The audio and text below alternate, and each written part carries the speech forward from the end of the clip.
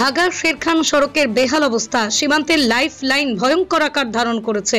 আসাম মিজোরাম সীমান্তে ভাগা শেরখান সড়কের প্রায় 2 কিলোমিটার অংশ বর্তমানে ভয়ঙ্কর আকার ধারণ করেছে।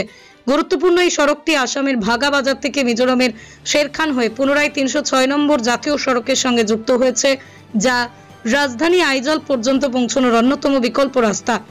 বর্তমানে মিজোরামের মূল সড়ক শিলচর আইজল জাতীয় সড়ক কোনপুই সাইরং আইজল দীর্ঘদিন ধরেই বেহাল অবস্থায় পড়ে থাকায় আইজল অভিমুখে অনেকে যানবাহন চালকরা বাধ্য হচ্ছেন ভাগা শেরখান সড়ক ব্যবহার করতে। কিন্তু সীমান্তবর্তী অসমের কর্কট এলাকার 2 কিলোমিটার অংশ অত্যন্ত ভয়ঙ্কর আকার ধারণ করেছে। সড়কে বড় বড় গর্ত সৃষ্টির কারণে প্রায় প্রতিদিনই পণ্যবাহী ট্রাক, যাত্রীবাহী যান, স্কুল কলেজগামী ছাত্রছাত্রীরা চরম দুর্ভোগের শিকার হচ্ছেন।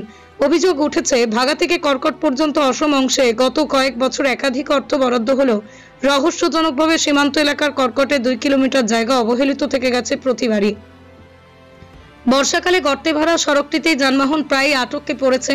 কোনো পণ্যবাহী লরি কিংবা যাত্রীবাহী কোনো যান ফেসে গেলে চালকদের নিজ উদ্যোগে এক্সকেভেটর ভাড়া করে উদ্ধার করতে হচ্ছে।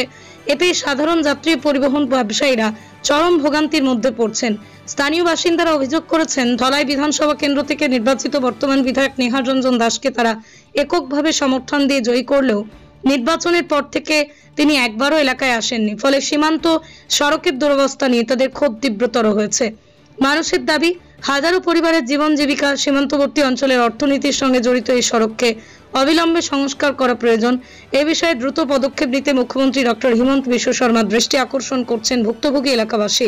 সীমান্তের মানুষদের একটাই আশা, কখন সড়কটি সংস্কার হবে। রোড কর্কট বস্তি শেওরারতল জিপির 6 নম্বর গ্রুপ আপনারা দেখতে পাচ্ছেন। কর্কট বস্তির মাঝে গাড়িটা গতকাল রাত্রে প্রায় 12টার সময় জায়গার মাঝে ফাঁসিছে, এখন অবধি চলে। তো খারাপ রাস্তা এখানে দেখুন, তো অনেক গাড়ি এখানে মিজোরাম সাইপুম বাজারে যাওয়ার লাগিয়ে আর রওনা করলো, কিন্তু গাড়িগুলো বুঝতে পারতো না এই জায়গাটা গাড়িটা গত রাত্রেতেই ফাঁসিয়ে থাকার কারণে। গাড়িটা হলো সম্ভবত চাউল লোড মিজোরাম যাওয়ার লাগিয়ে রওনা করছে গাড়িটা।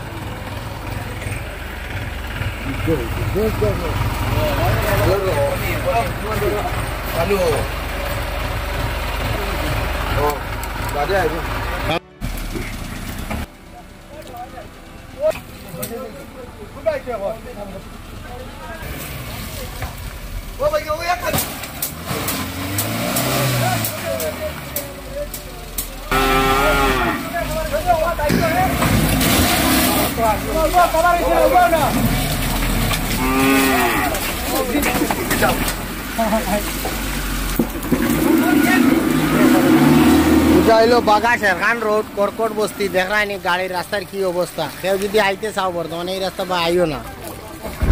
আল্লাহ নিচ লাগিয়েছিল মাই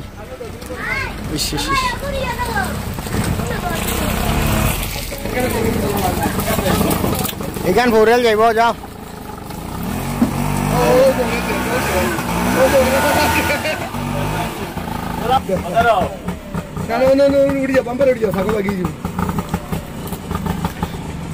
তো দেখতে পাটা বাগা শেরখান রোড বর্তমানে যারা যারা এই রাস্তা চলাফেরা করো জায়গা চিন্তা এটা হইলো কর্কট বস্তি গোলাচিপা পাউরিয়াও কেউ বর্তমানে প্রাইভেট গাড়ি লিয়ে এই রাস্তা বা আইও না, খুব কন্ডিশন খারাপ।